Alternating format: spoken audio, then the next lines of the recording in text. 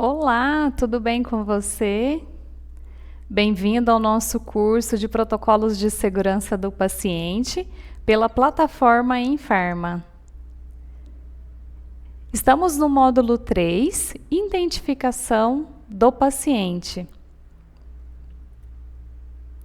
Bom, de acordo com as 6 metas da Organização Mundial de Saúde, a nossa primeira meta para alcançar dentro dos hospitais, dentro das instituições de saúde, seja hospital, clínicas ou qualquer outro local, é a identificação do paciente.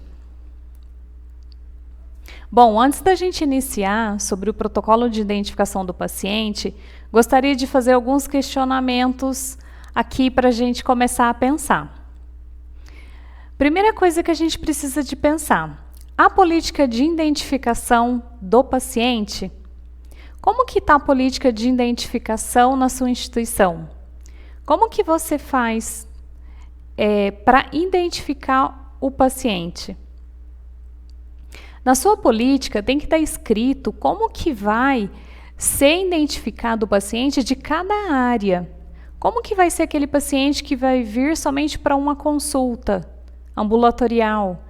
Como que vai ser o paciente que chega no pronto atendimento, né, pelo pronto-socorro? Como que vai ser a identificação daquele paciente que veio para internação ou veio para cirurgia? Como que vai ser tudo isso? Antes de iniciar o protocolo de identificação do paciente, sugiro que você crie uma política de identificação do paciente. Porque essa política também vai te direcionar na hora de você extrair seus indicadores. Ela é como se fosse um termômetro.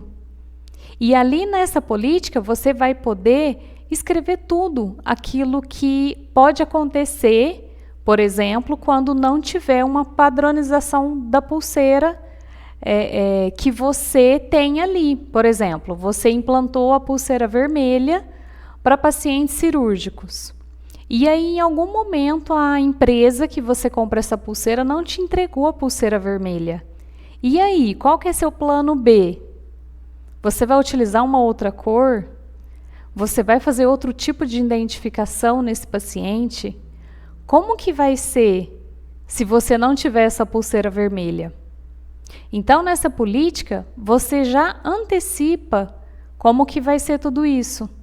Então, de repente, é interessante você pensar primeiro na política de identificação, para depois você iniciar seu protocolo de identificação do paciente. Segundo questionamento: há um sistema para identificação? Muitos lugares que eu faço auditoria já tem uma máquina, né, que fica na recepção, que essa máquina automaticamente já é ligada no sistema informatizado. Na hora que a recepcionista entra com o código do paciente, com algum documento do paciente, já puxa aquele cadastro do paciente, né, que é o prontuário do paciente, ou o número de atendimento, né, dependendo do sistema informatizado. E automaticamente já imprime uma pulseira de identificação. Algumas têm o código de barra, outras já têm um QR Code. Então, isso vai depender muito do que está escrito lá na política também, de como que vai ser a sua identificação. Terceiro questionamento: na urgência e emergência, vamos utilizar qual identificador? Como que vai ser lá na urgência e emergência? Eu vou padronizar todo mundo pulseira?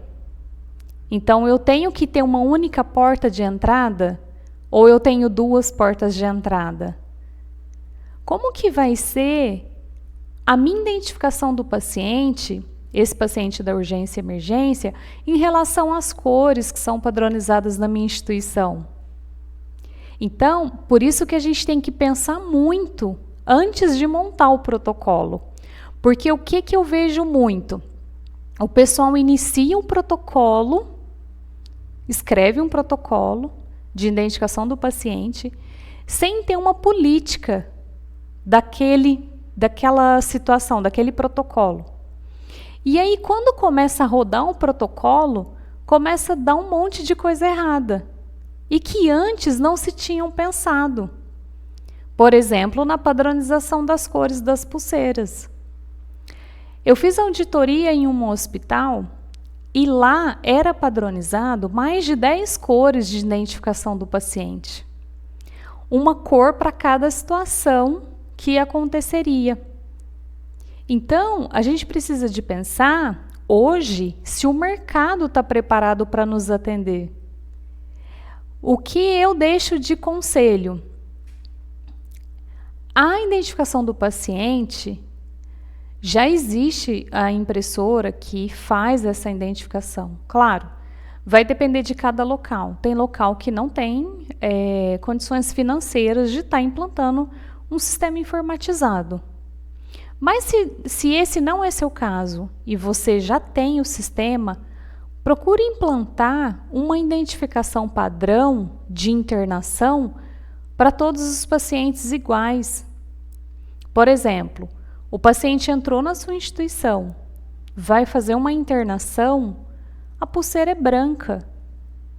Por quê? Até porque o identificador, o que é um identificador? Seria o nome da mãe, a data de nascimento, tem locais que é o número do prontuário. E aí eu chamo atenção para esse identificador. Por quê? Porque eu já vi pacientes com o mesmo nome e com a mesma data de nascimento, principalmente quando é um nome muito comum entre nós. Por exemplo, Maria Aparecida da Silva, José de Souza. Então, esses pacientes, geralmente há uma coincidência muito grande. Então, esse paciente pode ter o mesmo nome e a mesma data de nascimento. E aí você tem que entrar com outro identificador. Então, qual é a minha sugestão?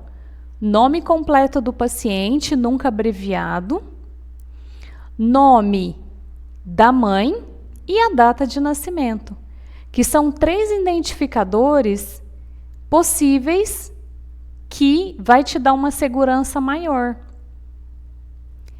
Porque você automaticamente vai pedir para o paciente confirmar essas informações. E aí, se a gente for pensar, mesmo se o nome for o mesmo e a data de nascimento for o mesmo, provavelmente o nome da mãe vai ser diferente.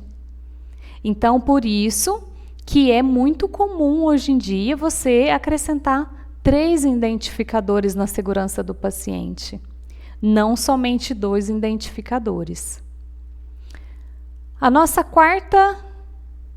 Nosso quarto questionamento. Há protocolo de identificação para o binômio?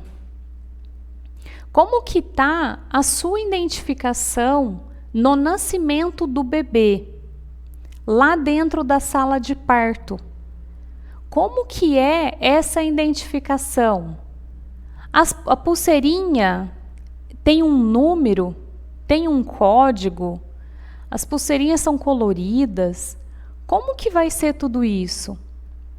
E aqui eu chamo bastante atenção, porque eu já vi várias confusões em relação a essa identificação mãe-bebê. Por quê? Porque o próprio momento do nascimento gera muita confusão. Hoje é obrigatória a presença de uma acompanhante dentro da sala, né, no momento do nascimento do bebê. Então, eu deixo de sugestão que no momento que você for confeccionar esse protocolo, que você pense na sua rotina do dia a dia.